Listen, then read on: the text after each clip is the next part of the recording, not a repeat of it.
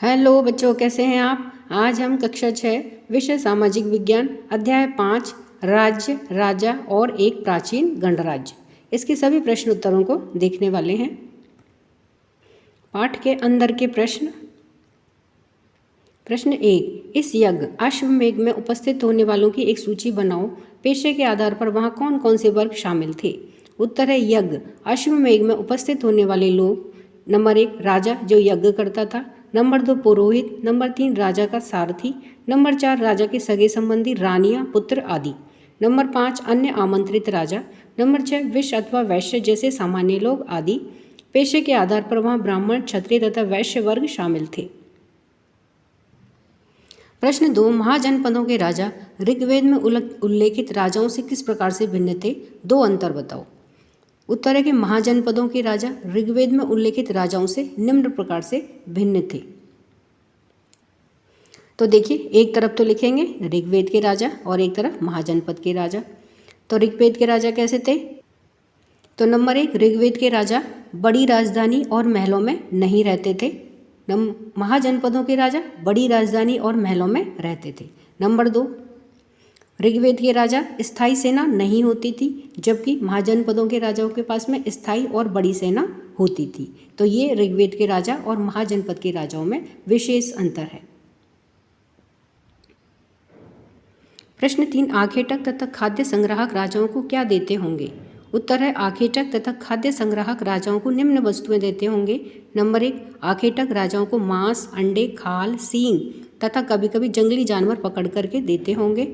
Number 2, खाद्य संग्राहक राजाओं को शहद, फल, बेरियां, जड़ी बूटियां आदि देते होंगे।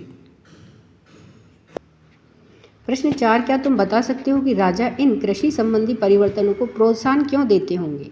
उत्तर है कि राजा कृषि संबंधी परिवर्तनों को प्रोत्साहन इसलिए देते होंगे क्योंकि इससे कृषि का विकास होता था, पैदावार ज़्यादा होती थी, कर ज़्यादा प्राप्त होता था तथा राज्य की समृद्धि बढ़ती थी। प्रश्न 5, इन महाजनपदों की सेनाओं और ऋग्वेद में उल्लेखित सेनाओं के बीच में तुम्हें क्या अंतर दिखता है। उत्तर है महाजनपदों की सेनाओं और ऋग्वेद में उल्लेखित सेनाओं के बीच में हमें निम्न प्रकार से अंतर दिखता है। उत्तर है महाजनपदों की सेनाएं स्थायी सेनाएं होती थी, जबकि ऋग्वेद के समय में स्थायी सेनाएं नहीं होती थी। नंबर 2, महाजनपदों में पैदल, रथ तथा हाथियों की बड़ी सेना होती थी, जबकि ऋग्वैदिक काल में अधिकांश पुरुष युद्ध में भाग लेते थे। प्रश्न 6, बज्जी संघ अन्य महाजनपदों से कैसे भिन्न था। कम से कम 3 अंतर बताओ। उत्तर है बज्जी संघ अन्य महाजनपदों से निम्न तरह से भिन्न था। नंबर 1, महाजनपदों में राजा का पद प्राय वंशानुगत होता था। बज्जी संघ में राजा का पद वंशानुगत नहीं होता था। इसमें गण या संघ नामक शासन व्यवस्था थी। नंबर 2, एक ही राजा होता था, इसमें अनेक राजा होते थे। नंबर 3 है राजा मंत्रियों की सहायता से शासन करता था, लेकिन राजा का निर्णय सर्वोपरि था।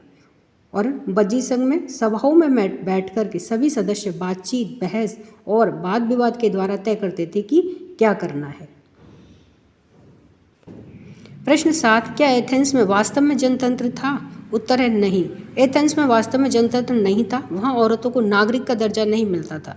व्यापारियों तथा शिल्पकारों के रूप में एथेंस में रहने और काम करने वाले बहुत से विदेशियों को भी नागरिक अधिकार नहीं मिले थे। एथेंस में खदानों, खेतों, घरों और कार्यशालाओं में काम कर रहे दासों को भी नागरिक अधिकार नहीं मिले थे। Text book questions and answers, आओ याद करें। प्रश्न 1 है सही या गलत बताओ। तो आइए इन सभी प्रश्नों के उत्तर हम देखते हैं। उत्तर है कैका कि अश्वमेध के घोड़े को अपने राज्य से गुजारने की छूट देने वाले राजाओं को यज्ञ में आमंत्रित किया जाता था। यह कथन सही है। ख है कि राजा के ऊपर सारथी पवित्र जल का छिड़काव करता था। देखिए, तो यह कथन गलत है, यानी कि सारथी पवित्र जल का छिड़काव नहीं करता था। ग है पुरातत्वविदों को जनपदों की बस्तियों में महल मिले थे। यह गलत कथन है। घ है चित्रित धूसर पात्रों में अनाज रखा जाता था। यह कथन गलत है। अण है कि महाजनपदों में बहुत से नगर किलाबंद थे। यह सही है। प्रश्न 2, नीचे दिए खानों में निम्नलिखित शब्द भरो, जैसे आखेटक, संग्राहक, कृषि, व्यापारी, शिल्पकार, पशुपालक। इन सबको हमें इन रेखा चित्रों में भरना है। तो आइए इसको उत्तर के साथ में देखते हैं। देखिए, ये महाजनपद का राजा है।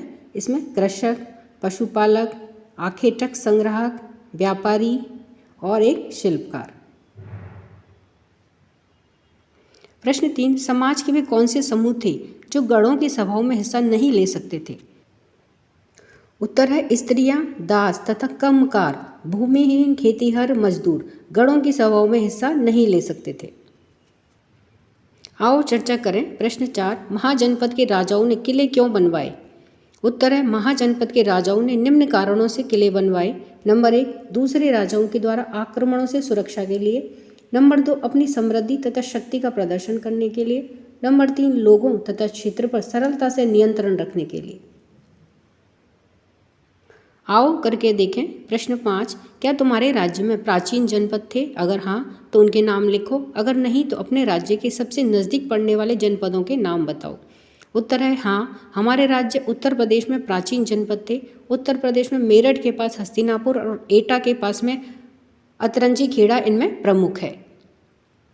प्रश्न 6, क्या प्रश्न 3 के उत्तर में बताए गए समूह में किन किन को आज मतदान का अधिकार प्राप्त है? उत्तर है प्रश्न 3 के उत्तर में स्त्रियां, दास तथा कमकार, भूमिहीन, खेतीहर, मजदूर गणों की सभाओं में हिस्सा नहीं ले सकते थे। आज दास प्रथा नहीं है और सभी लोगों यानी कि स्त्रियां तथा कमकार यानी कि भूमिहीन, खेतीहर, मजदूरों को भी मतदान का अधिकार प्राप्त है। तो इस तरह से हमने इस पाठ के सभी प्रश्न उत्तरों को देखा। वीडियो पसंद आने पर वीडियो को लाइक करें, शेयर करें। चैनल पर नए हैं तो सब्सक्राइब करना ना भूलें। मिलते हैं नए वीडियो में। इसी के साथ धन्यवाद।